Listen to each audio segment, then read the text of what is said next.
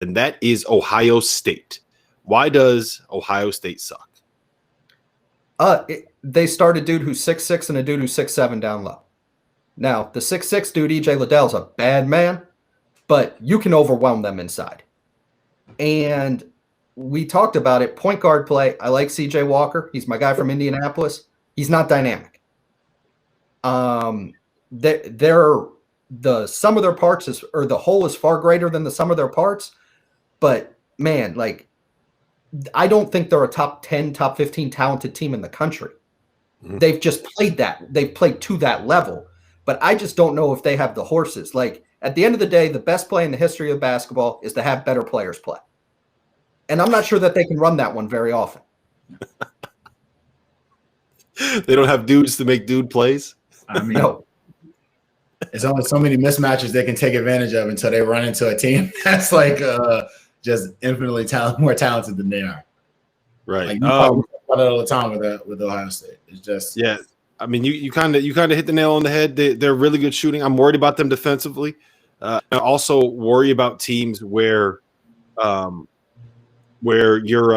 best player is like Dwayne Washington, right? Like, do we really trust Dwayne Washington to be a guy where you give him the ball and say, okay, go make something happen and go make a play for us? I mean, he can be that special guy, but it's like he can have a special moment here or there. We're talking about like doing it consistently, and it's like, no, it's not the case. As Chris Holtman said, I love coaching him, but he's going to send me to an early grave. He went on Goodman and Humble's podcast, and he said before the game, like I tell him I love him.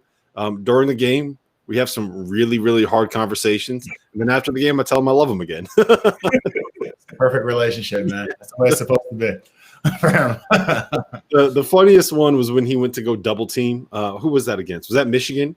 When there was like 10 seconds left on the shot clock. They were down by 3, had to get a stop, and he goes and makes a random double team that no one is expecting, and then Michigan took a layup out of it, and you see him go to the sideline, and Chris Holmes just kill him on the sideline. Like, what the fuck are you doing? Why are you man? You could read hands on that one with the hands. That came after Justice Sewing's behind the back pass to nobody in particular. Yes. Which created a layup at the other end. How many times did that basketball bounce, by the way? It's like 3. I've never seen that before where no one else on the court knew where the ball was. Yeah, that's true. All right. You guys got anything else? Day, you got anything on Ohio State? Nah, man.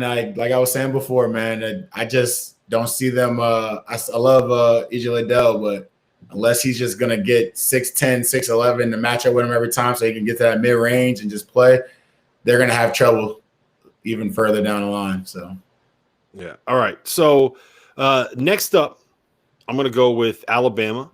And if you guys don't mind, can I take the lead on this one? These are my guys. These are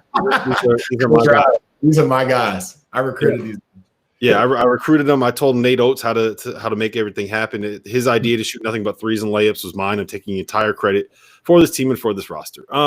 So my biggest concern with them is that this kind of like dribble drive motion offense that they run feels like it's been a little bit figured out, right? Like, it was hard for people to kind of understand what they were doing during that stretch early in SEC play when they were able to kind of create these isolations and get out and get out in transition and get early offense and be able to get threes. But now that they have all of this film on them, it feels like teams kind of know what to expect and have figured out kind of how to beat them, right? Like it makes sense to me that well-coached teams like someone like in Oklahoma or teams that are going to play like that kind of gapping style defense like Missouri are going to be able to give them a little bit of trouble. And the other problem I have with them is when your 2 best players are guys like Herbert Jones, who's kind of a non-scorer, and someone like a John Petty, who is as likely to go for 35 as he is to have like an 0 for 17 game. To me, that's just a little bit worrisome, right? Like their highs are so high, but it feels like this is a team where their worst games can kind of blow up, and that's not something that's a good thing in March. Like, I think that Missouri game is the perfect encapsulation of what Alabama is as a team, right? Like, they're horrible for 36 minutes, and then out of nowhere they make up 22 points in the snap of a finger, and they probably should have won if Herb Jones got a foul call that he he deserved to get. So I love them. I love their ceiling. They're dangerous. I would not want to see them, but they are also a team that I think can. They're kind of. I don't know if one trick pony is the right phrase to use here, but it does kind of feel like they are susceptible to a bad night more than anybody else. Snow, what do you think? Yeah, I mean that's kind of my thing is you can see the valley coming at some point. I kind of look at them, they're not as good as Ohio State was the year they had Buford, Diebler, Sullinger, and all those guys, where their offense was just off the charts and you knew they'd have one bad shooting game and it was a matter of could they overcome it? Because at least Ohio State had Sullinger. Alabama doesn't have that. But you can see like in March, they're going to have one game where they don't shoot it well. And you hope it's the first round, honestly, because you can still probably win that game. But if it's the Sweet 16 or the Elite 8 or what have you, like, oh boy, that's where you go home early. And it's bound to happen. It's just a matter of when and how do you get through it. Dave, where are you at on Alabama? Initially we talked about Alabama, and we always talked about Jordan Bruner and how versatile he helps and makes the team.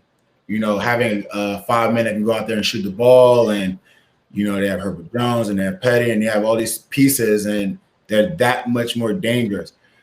Bruner gets hurt, he's out for a little bit. Now he comes back and he's like, I don't want to say spotty minutes, but they're giving him minutes to like make sure he doesn't like overuse his knees, I'm assuming. So he's getting like 15 minutes, 16 minutes in games. Now, I would bet he can't practice. Say that again? I would bet he can't practice. I know, I'm assuming he's not practicing either. So you have that. Alex Reese isn't playing as much at all anymore. And so now they're splitting minutes with Herb Jones a little bit at the 5. Like they're playing extreme small ball. And I just can't see them winning games like that. They also have what's his name, Rojas. He's playing minutes as well, but he's not as good a shooter as Bruner is. So, you know, you have him in there to mix it up and rebound and be physical, but then you don't have the spacing that you would normally. You have more spacing, but you don't have the exact spacing, and you're not as dangerous. So with him playing these limited minutes, and you're not getting this Alabama team that we saw early, who was just tough from 1 through 5, where everyone can shoot and they're running and in transition, and everybody's almost doing everything exactly the same. You don't have that same team, and if it's not that same team, like I kind of don't want it. It's not the team I enjoy watching, and it's not a team I think will win, especially when they have their all shooting nights. Because it's not like they rebounded that much better than anybody else in the country. I mean, they're okay. They're good for their conference, which is like an okay conference this year, but it's not this overwhelming number where they're just like, we'll figure it out. We'll do something else to win the game. They live and die by the 3 as well, in a sense. So if they don't have that same full team, I kind of don't want to see them. I wonder, do they have a plan B? Yeah, that's it. I mean, like, I thought you said, yeah, like you knew. Like you were like, yeah, they do. Like I was like, what is it, Rob? No, it's like that's what they do. They do their thing, and they do their thing very, very well. But on the nights if the thing that they do does not work, then what do you do? Where do you go? I don't know. That's my concern with them. So